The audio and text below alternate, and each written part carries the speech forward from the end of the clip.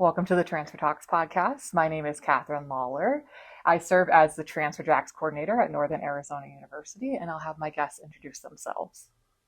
Hi, everyone. I'm Traci Gleason, and I currently serve as the director of the Office of Inclusion, Multicultural, and LGBTQIA+ services here at NAU. I'm originally from St. Michael's, Arizona, which is located on the Navajo Reservation, but I've lived a majority of my life in Flagstaff and have worked here at NAU for quite a number of years.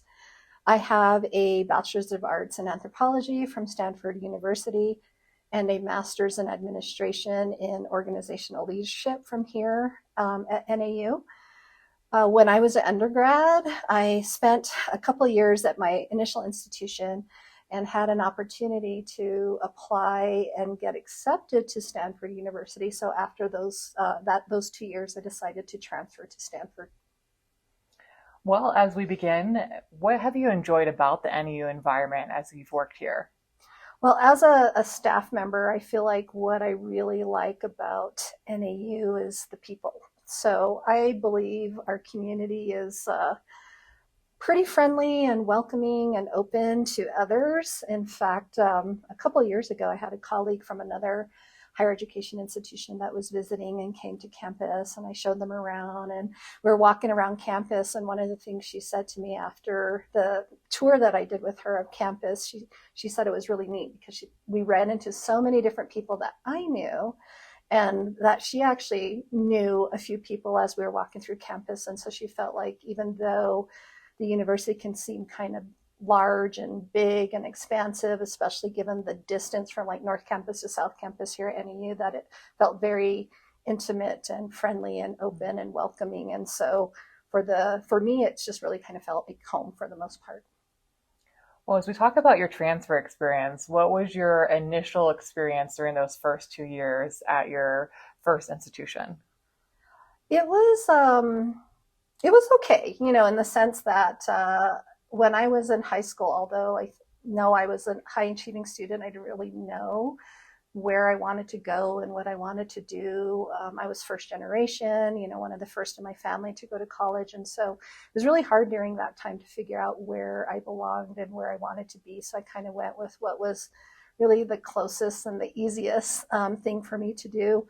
When I arrived at my initial institution, I felt a little out of place in a lot of ways. I had an older friend on campus who tried to show me around a little bit, show me how to do things, even simple things like this is how you use your meal plan, and here is how you sign up for classes and that type of thing. But outside of like having those small interactions with a few people that I knew, I felt really disconnected from the campus. I didn't really know a whole lot about the resources. I didn't have anybody like reaching out to me at that time. And so it really felt to me like I was really there to do one thing, was to go to class, to do my coursework, to go, take care of myself as best as I could, and then go back to my room. And, I didn't really know at that point in time about how to connect with community or how to get involved on campus. And I don't feel like in retrospect that I really had anybody reaching out to me. Well, when you think about transitioning to your new university during that first semester or so, what did you enjoy about that experience?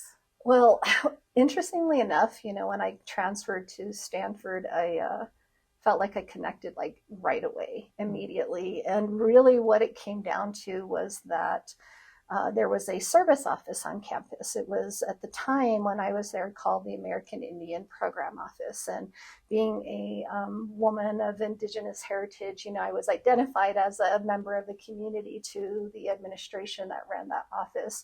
And they had some initiatives that they coordinated out of their office where they try to connect with incoming students as quickly as possible. So even prior to arriving on campus and making that drive and trip out to California, I had received phone calls, I had received letters. I was invited to be a part of what they called the Native American Orientation experience, which was a 4-day early orientation initiative at Stanford. So got out there early before all the other new students showed up, and met with a small community of other Indigenous students that went to school there, met the staff and faculty that were Indigenous as well. And so, like, from the moment that I was on campus, I felt like I had a community. One of my earliest memories that I think was always really impactful to me and was even when I was moving into my residence hall, as I was walking up to the building, there was a table outside, and there was staff that were at the table.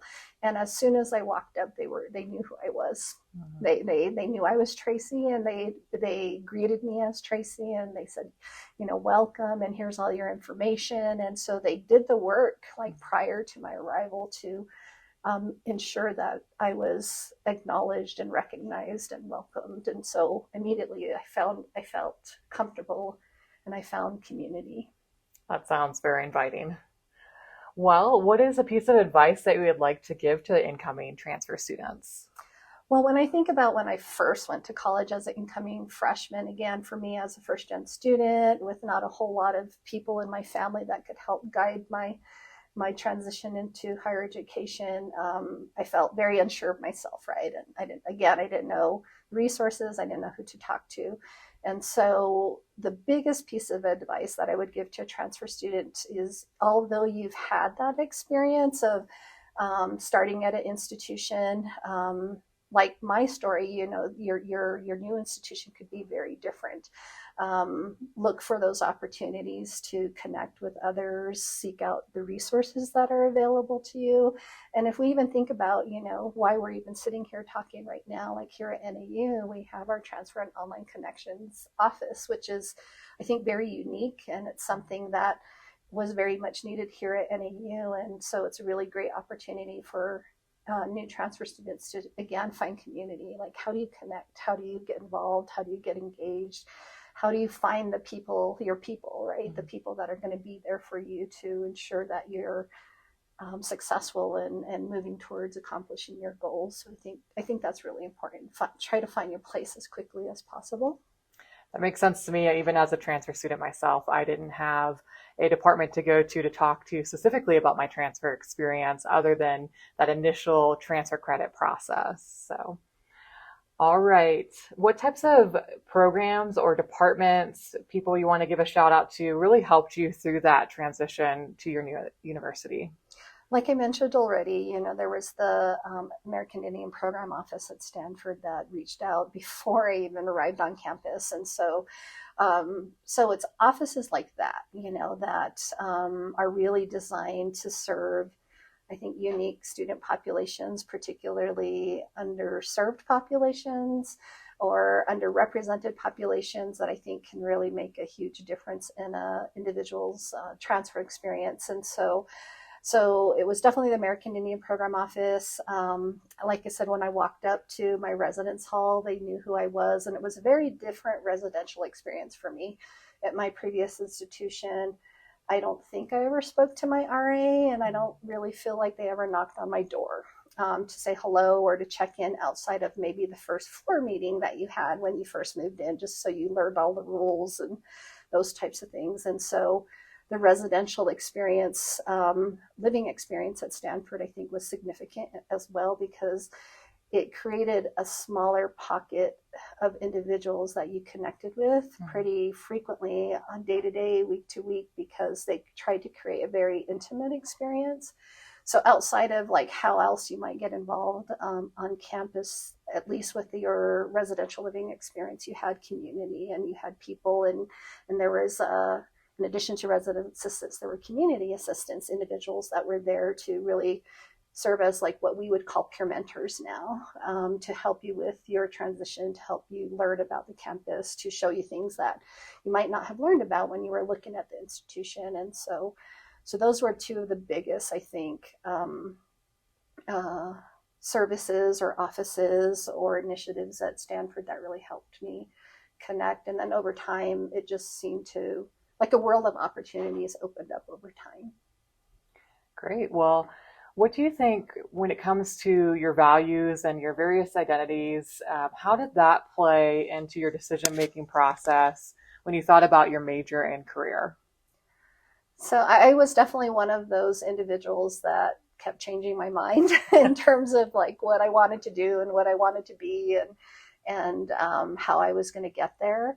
And I'm going to reference again, that first generation identity, not really having that family support or someone that, paved the path before you to help you understand like how a major might connect to a career, or how certain experiences you can have in college might help you develop the skills that could help you figure out, what it is you want to do and what you want to be. And so as I continued, that path of trying to figure out what it is that I want to do, I think the value that stuck with me the most was really that desire to help others, and that desire to give back to others, that desire to kind of reach behind me and pull others, forward with me, because there was so much that I felt that I learned in college, in my higher education experience, that I wanted to provide that for others. Interestingly enough, when I was at Stanford, I had an opportunity to get involved as, I guess, what we would say is a student leader, and in some level, some capacity. I was asked to work with orientation at Stanford University.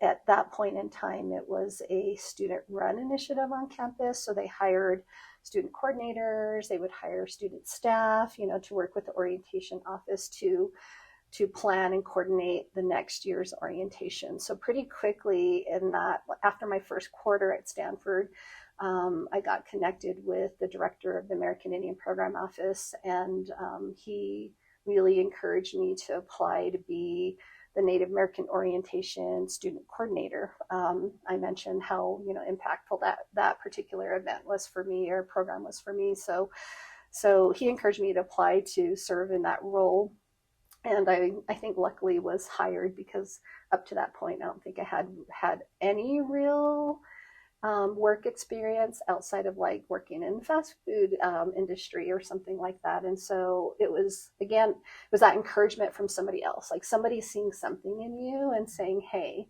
here's this really great opportunity for you to engage with us in a different way, to help you help others, right? And so I was able to be a part of the orientation experience at Stanford for my last 2 years there. I got a office assistant position in the American Indian Program Office as well, and so I was working in the office environment, and it didn't really dawn on me at that point in time, like the impact and the influence of being a student worker on campus, in terms of like how it was going to influence what I was going to do in the future. And so being a office assistant, being a student orientation coordinator, living in a theme house, which is the Casa Zapata, the Mexican American theme house at Stanford. Those experiences and actually really influenced me to think about how I could continue to do this work, after I graduated. I joke with like my kids and people that learn about the work that I do that I went to college and I never left. And sometimes I think about that too. It's like, wow, I've been in a higher education environment since I was 18 years old in some fashion. And I really believe that the college environment, higher education, the work that we do in student affairs to support students, the many, many, many opportunities are available for a college student to really learn, grow, identify, their passions, their values, really think about who they are, and make a plan forward is extremely important. And so that's really kind of what's brought me into this particular field. But back then, at that moment in time, I didn't know that. Mm-hmm. When it came to getting close to graduation, I didn't have any real like prospects at that point in time. And I wasn't worried about it at the moment. But it took probably, after graduation, half a year or so of me sort of just kind of trying to figure things out to get connected with a job opportunity at a university in research, and that kind of like put me into working in the college environment sort of as an option, right? And then it was really having an opportunity to step into student affairs that set my path, and that's kind of that's where I am, and that's what's really led me to my current role. So ultimately it comes down to wanting to help others, and knowing and understanding the value of higher education and the significant impact it can have on individuals' life, future, how it can kind of just change the world type of thing. Particularly for first generation, college students, I think underrepresented student populations, it can be life changing. Absolutely. Well, this is our last fun question. So do you have a favorite place to eat in Flagstaff or favorite places? So I feel like I have many favorite places to eat in Flagstaff. And it keeps changing. I think my current favorite place to eat is Kokyo, over on San Francisco. So Korean food restaurant. That's one of my favorite places to eat at the moment. That is somewhat affordable, not too expensive. And of course, just really enjoying the various types of foods that you can find in Flagstaff. But I would say Kokyo. Awesome. Well, thank you so much for sharing your story today. I really appreciate you being here on the Transfer Talks podcast. Thank you.